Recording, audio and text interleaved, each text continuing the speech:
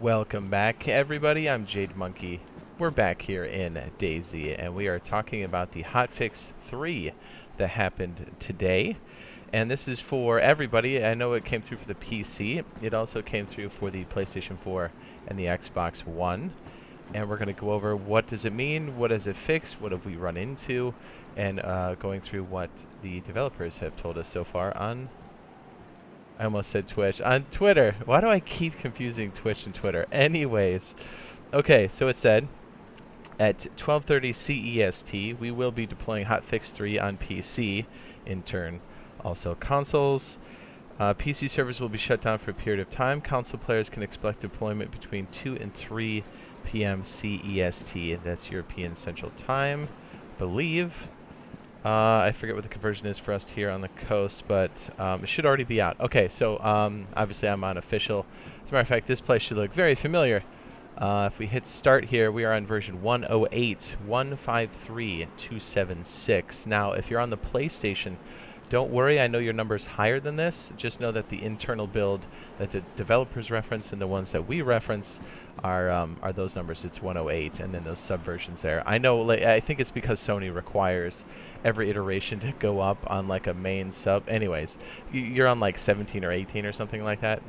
But just know this is the current build, just to show you that we are on the Xbox right there. Okay, so let's go through. They do link up.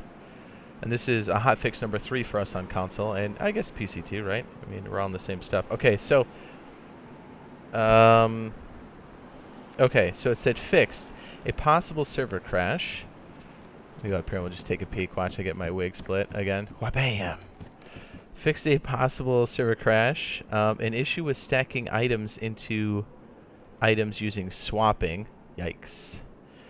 Fixed micro freezes caused by the loading of objects such as tents, cars, and base building objects. And then under changed, it says tweak temporary disabled the sun shaft effect. Oh, that's interesting. Maybe that was causing some of the crashes. Huh. That's the one I missed. Okay, so this seems a little bit short, and I know a lot of people are probably asking, especially on the console, hey, what's up with the desync and stuff? Still definitely a thing. We'll go over some of that. More to the point, I think the biggest thing that's standing out, if you've done any base building, the base building is so much fun, by the way. But if you notice, sometimes when you sign in, your locks will be on the ground, and then they'll be changed completely. That's because somebody came in and actually changed those. So you're like, well, unless they knew my combination, how are they hitting the floor? Well, it turns out, we thought it was server restarts. It turns out, well, it could have been like a crash and a restart. But it turns out the crashes were causing the locks to hit the floor. And so some people would be hanging around outside your base because it leaves a fairly large footprint. They'd be hanging around the outside of your base and they go, oh, cool, we'll just wait for the locks to hit the ground. So if the server crashes, everything would hit the ground and they would know your combination and they would just change it, which is pretty crazy. It's happened to us multiple times. As a matter of fact, our, what was it called? It's a base is under attack video. I'll go ahead and link that now in the upper right hand corner. If you check that out, you can see exactly how these guys got in. Well, not exactly how, but I mean that was some of the side effects of this glitch. Anyways, so we basically had a hard time keeping everything locked down. Now, I haven't had time to test it thoroughly, but it should be fixed now. I know we've got, whoops, I almost fell off the top. We got a lot of different bases on a lot of different official servers. So we'll most likely be streaming it and showing you guys video and stuff throughout the weeks. So stay tuned for that. That'll definitely be a thing.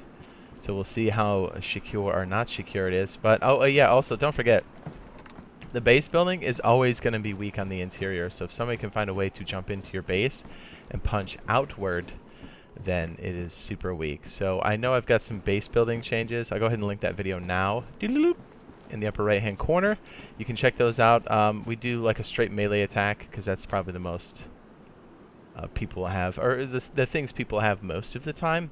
Anyways, so yeah, that should help out. But so yeah, we ran into this a lot, and this is the very base that we got attacked in, or we signed in and we were getting offline raided, and we're like, how did they get through everything? I mean, we had all the doors locked. So apparently it looked like a server restart, but those crashes were definitely dropping code locks on the ground. So I mean, that kind of kind of kills your ability to lock down a base. So here's what I would suggest. Until we can test this thoroughly, if you have a base like this, make sure you have a few characters with some pliers. When you're going to sign off for the evening and you're not going to be around, I would suggest taking pliers in your hand and disassembling your gate using those said pliers, and just keep it on your character and then sign out for the evening. And just know that when you're offline, that's going to be the best way to keep things locked down, as long as your base doesn't have any way for people to jump in, like here. Also, I would suggest, if you're going to do this ladder business, this is something else we found out the hard way as well.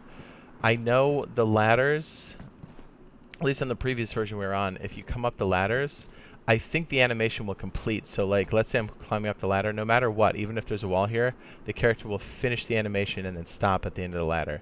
So even if there's a wall, you'll pass through it. So what we decided to do was put up double barbed wire. So it's like, you can pass through the wall, but you're definitely getting cut. I mean, if anybody's gotten hung up on these barbed wires, you know exactly what we're talking about. It's real bad. 7 cuts just for one, and a total of 14 on the stack. So it's pretty brutal. So, okay, so you're probably sitting there going, okay, so if I'm online, what's probably the best way to handle things? Well, I would change your code lock occasionally, every other day, like put them in your Discord or something. But I would also suggest, while you're, because a lot of times you would see us drive away in vehicles and go do some missions, grab some planks or whatever, and then come back to the base. We would often just leave the lock on, because we would know if the server had restarted or not. So that seemed to work pretty well. But again, we'll let you know in practice on official servers what that feels like, because we're just playing straight vanilla. That's all we can do here on console. I mean, we're not on a community server, so that's what we decided to do. Pretty wild. Let's see if there's any of the... Whoo, baby. This is so scary up here. Okay, so let's see. Desync. That's still definitely a thing. We'll see how well it plays out. Desync is basically when you have something in your container, let's say it's your bag or something, and it'll just disappear if you leave the area, or you can't interact with it. It looks like it's still in the container. Well, it turns out the server and the client are out of sync. We call it desync. The developers call it inventory issues. It's a mixture of a lot of things. It's a fairly complex problem. So just know that the best solution for you still is to have an item, or have items you can pick up. Let me show you an example. I know maybe most of you know this, but maybe some don't. A lot of times you see, well, actually, let me rewind this. So the best way to store things are in containers that you can pick up like this, and then sign out with like this, and then sign right back in. It helps resync the items in the container. So the reason why we say that is there's other types of containers that are really cool, but things can get stuck in them. So things like tents, things like car tents, things like barrels, they're cool, but you can't sign out with them once you put things inside.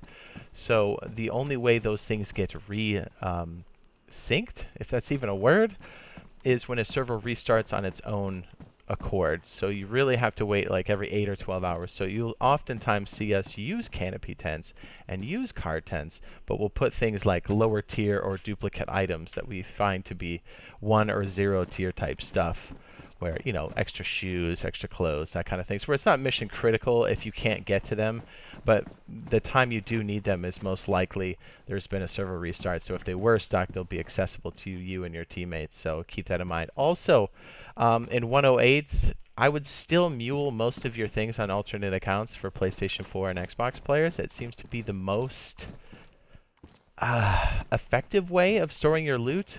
I know a lot of us are getting so much loot that's impossible, so I would recommend doing stashes. You can do some inside the base, but just expect it to get popped or raided at some point. So yeah, I would still mule. Family accounts are still a thing. You don't have to pay for the game or your online service again to do this on PlayStation or Xbox. It's not available for the PC, obviously, because it's a different setup, but I would highly recommend that. I have 11 alternate accounts, and it really, really helps out like tremendously with that kind of stuff. Let's see what else. Yeah, so desync is huge. You really want to make sure that you're keeping track of those things. Also, vehicles are of the same setup. A lot of times you'll see people put things inside of vehicles and then they're like, I can't take it out. So just assume when you place things inside of vehicles that they will get stuck. We'll see if it gets better. But just we've always been doing that pretty much since DayZ 1.04.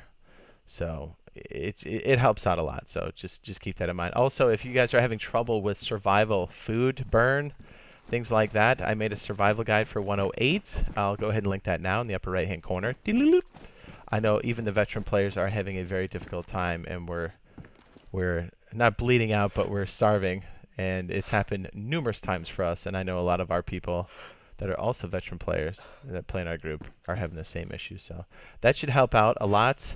I know a lot of us have been saying that Chernarus here, this Cherno Industrial area here, these crates are pretty good for finding fishing poles and fishing hooks to get you started, and then oftentimes we'll go transfer back into Livonia, which is my favorite map personally, but I mean I still love Chernarus. Anyway, so that pretty much covers most of the changes. We'll see how stable the game has become after this. Base loading and everything else should be better. You know, fingers crossed. We'll see if that's actually a thing.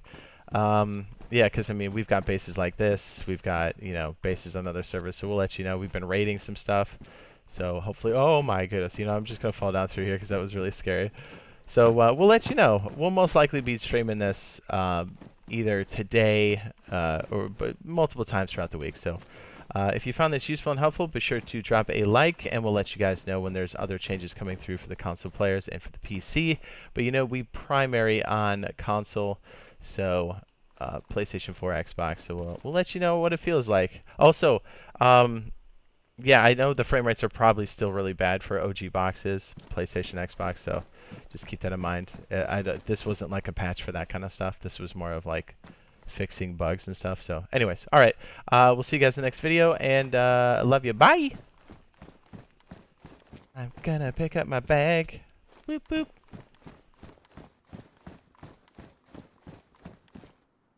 I love the view up here. It's so awesome.